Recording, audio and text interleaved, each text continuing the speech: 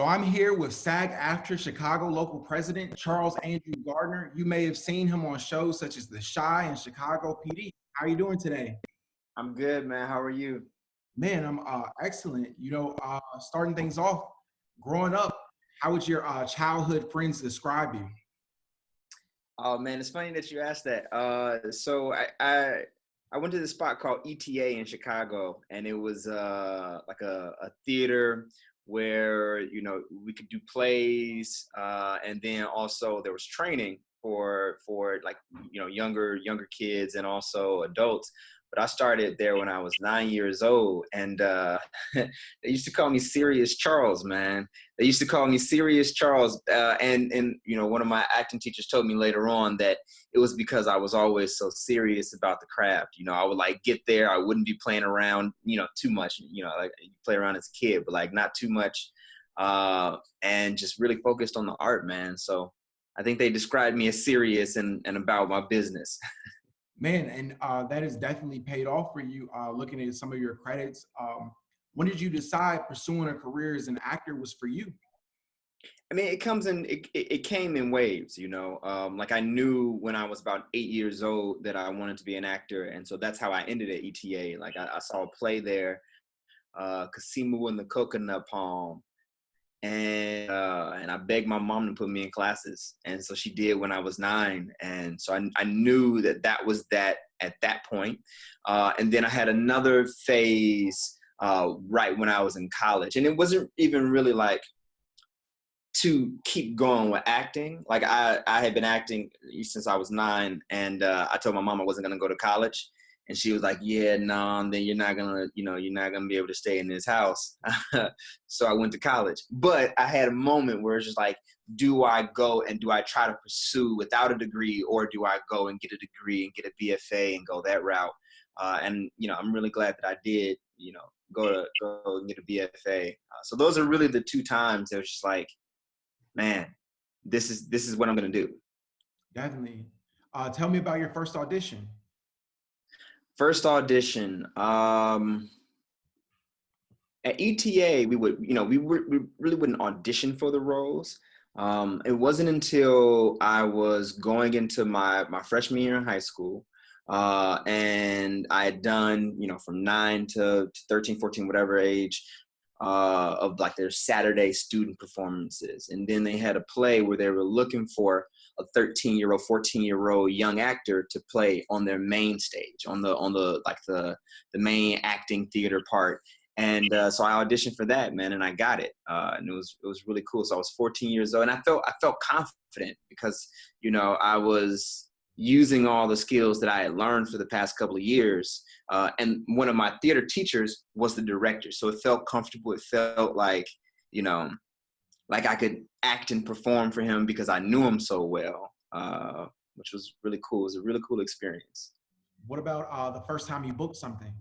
Hey, I'm gonna say that that was that first time, because booked. I think about booked in the sense of like being paid for what I'm called to do, what I'm passionate about, and what I'm most excited about. And so it was that gig, and it was called This Far by Faith. Man, and it's funny because I keep all of my scripts from when I was 9 years old up until now. And so one of the ways I remember getting to that point and like having to catalog it in this way, like I kept them in these like little green folders, and I would like put the year and the play and all of that. And then on that one, I drew a couple of little dollar signs on it because I got paid to do that play. So it was a milestone in my young career that all. Man, that's great. Who's been your biggest supporter along the way? It changes. I think that my mom, hearing a 9-year-old being a working class Black person in this in Chicago, in this country, is messed up because we don't have access and opportunity, to follow our passions if it costs. And so for my mom to see that in me at a young age and support me and like put me in these classes that cost money when that could have been going to something else. Man, that's the most support that I've ever had in my life. You know, from like that early age. And then when I got married a couple of years ago, you know, my mom is still my support, but my wife, man, she's the person in the house running lines with me, you know, helping me get auditions out, helping prepare for auditions, helping me create, you know, the people that I'm going to portray in film or on stage, helping me make decisions, you know, just talking out business aspects around, you know, being the president of SAG-AFTRA, bouncing ideas off of her, and that type of support, man. Where I am right now in my career and where I've been and where I'm gonna go, man. I mean, these two women in my life, I think I'm good, man. That's incredible, bro. You know, the COVID-19 has been, you know, affecting, like, you know, a lot of people. How is it affecting you? You know, just like everybody else, who isn't like directly losing people, you know, it's scary. It's you know, I think it's going to be, you know, for a lot of people, career and life altering. And so that weighs on me, you know, and just thinking about that, you know, I got way more Zoom meetings, I will say, you know, with this interview, you know, all of our meetings with SAG-AFTRA. I'm a company member with Timeline Theater Company. So all of our company meetings, you know, like you said, I teach classes. So all of that's now online. So just kind of like reframing the way that I saw what my 9 to 5 as an actor and as a artist was before. You know, a lot of that 9 to 5 is actually now online. So getting used to that. You know, I'm curious to see what's gonna happen when the industry opens back up. Just because, you know, everything is kind of halted right now. Production is halted. Yeah, theater is halted. You know, so I'm curious about that. I'm not really nervous or anxious. I feel, you know, very faithfully that things will return, you know, in some shape or form.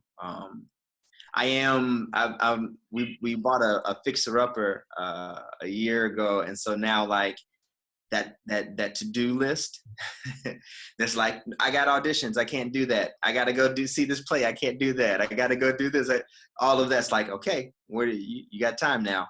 So I'm working on that. And then our dog just recently had some puppies, so I've been spending time. They're three weeks old now, so just spending time with them, spending time around the house, spending time with my wife. And one other thing that's really been taking up a lot of time is voiceover. Just really trying to figure out, like, you know, I mean, I work already as a voiceover actor, but all of my stuff is like going in to the office, you know, so figuring out that new aspect. Man, it's incredible. Thank you so much, Charles, for taking the time, and you know, I look forward to seeing more of your work in the future. Appreciate you, man. Hey, actually, I got a short film that's coming out. It's already out. Got into a bunch of film festivals already. Some that are being, you know, I guess that's another way that COVID is affecting me. You know, got into like Cleveland International Film Festival, but they had to move it online because of the pandemic. A couple of other ones. Julian Dubuque, Twister Alley, Windy City, all of these great, you know, fests around the country are being postponed. But I brought that up to say that when it does stream online, you know, you're going to be one of the first folks to see it, man. Because I love to keep you. I've been reading about it online and stuff, everything, but I couldn't find it. Like, I would have mentioned it, but I was like, I couldn't see it online. I was like, I want to I want to see it because it has some like incredible reviews, and it seems like an incredible, like, you know, work, especially being from Chicago. I saw it was filmed in like where you grew up. Is that? Yeah. So I shot it literally on the block that we grew up on, that I grew up on. And the film, man, is it's about like this black guy who makes it, right, or who is making it in Chicago, and he, you know, gets into an Uber ride on his way to visit his family, and just kind of gives the advice of just pull yourself up by the bootstraps, right? And so you know, I think he's you know, not to speak too broadly for black experiences, but like I think that he's just lost in his own success, and you know, doesn't know what it means to reach back, and because he made it out, is turning a blind eye to systematic oppression and racism that hold us down, as a whole, as a people. And then, you know, that all of that just becomes, you know, called into question, as events unfold. So I'll send it up, and so you can check it out. Man, I'd love to check it out, man. It sounds super interesting, and like I've enjoyed all the work of yours that I've seen and stuff, and everything. And really thank you so much for taking the time. You Oh yeah, man. Cool. know.